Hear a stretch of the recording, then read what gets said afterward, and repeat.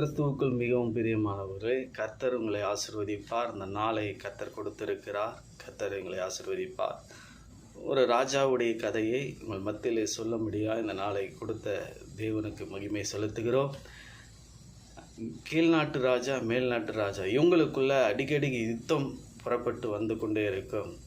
கீழ்நாட்டு ராஜா தர்மம் செய்கிறவர், நீதி உள்ளவர், மக்கள் மேலே பாசம் உள்ளவர். ஆனால் மேல்நாட்டு ராஜா மக்களை துன்படுத்துகிறவர், மக்களுக்காக எதையும் செய்யக்கூடாத ஒரு ராஜாவாய் காணப்படுகிறார். இவங்களுக்குள்ள அநேக போராட்டங்கள்.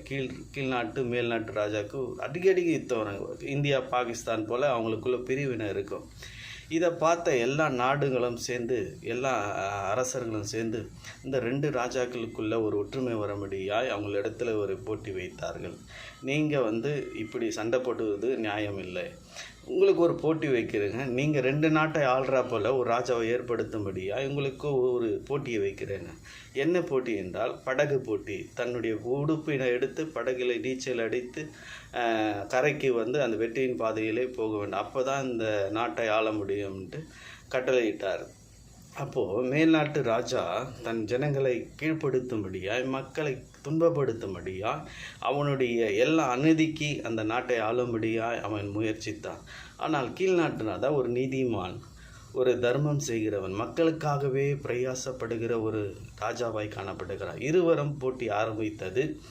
நீச்சல் பகுதியிலே அந்த படகு சென்றது. ரெண்டு பேரும் முயற்சி செய்து அந்த வெற்றியின் சின்னத்தை தொடும்படியாது. அந்த வெற்றி சின்னத்தில் ஒரு ஒரு ஒரு ஒரு நிபந்தனை வைத்தாங்க. இந்த கைகளை யார் அந்த வெற்றி சின்னத்தில் வச்சாங்களோ அவங்க தான் வெற்றியின் சின்னத்தை அடைய முடியும் என்று எல்லா நாட்டுகளும் சொன்னாங்க. இது ரெண்டு பேரும் படகில் முயற்சித்த போது ரொம்ப வேகமாக போய் கொண்டிருந்தான். ஆனால் மேல்நாட்டு ராஜா சீக்கிரமாய் அவனுடைய படகு முன்பாக கடந்து போனது. ஆனால் கீழ்நாட்டு ராஜாவுடைய கப்பலோ பின்னாக கடந்து வந்தது. அவனால் முயற்சிக்க முடியலை. இது மக்கள் கதறுகிறார்கள். கீழ்நாட்டுடைய மக்கள் கதறுகிறார், ராஜாவே சீக்கிரவாங்கள், இந்த நாட்டை ஆளுகிறவன் என்னை அடிமைப்படுத்துவான், மேல்நாட்டு ராஜா என்னை அடிமைப்படுத்துவான், சீக்கிரமா ராஜாவே என்று கீழ்நாட்டு ராஜாவை மக்கள் கதறி அழுதார்கள். ரெண்டு பேரும் படகு போகும்பொழுது மேல்நாட்டுடைய ராஜாவுடைய கப்பல் சீக்கிரத்தில் அந்த வெற்றியின் சின்னத்தில் போக முயற்சித்தது. ஆனால் கீழ்நாட்டு ராஜா முடியவில்லை. அவர் ஒரு யோசனை வைத்தார். மக்களுக்காகவே நாம் செய்ய வேண்டிய காரியம் ஒன்றே ஒன்று தான். தன் கைகளை வெட்டி வீசி அந்த வெற்றி சின்னத்தை தொட்டார். உடனே எல்லாம் ஆர்ப்பரித்தார்கள். பிரியமானவர்கள், இதே போல தான் ஆண்டவராகிய இயேசு கிறிஸ்து தன் ஜீவனை கொடுத்தார். கைகளில் ஆணி, கால்களில் ஆணி, தன் விழாவில் ஈட்டி சிந்தப்பட்டது. காரணம் என்னென்னா, உங்களுக்காகவே அவர் அடிக்கப்பட்டார், நொறுக்கப்பட்டார். நம்முடைய ராஜாவை போல அந்த கைகளை வெட்டி தன் வெற்றியின் பாதையில் வைத்தது போல இயேசு தன்னுடைய ஜீவனை கொடுத்து அவர் முடியை சுமந்து நம்முடைய பாடுகளை சுமந்தார்.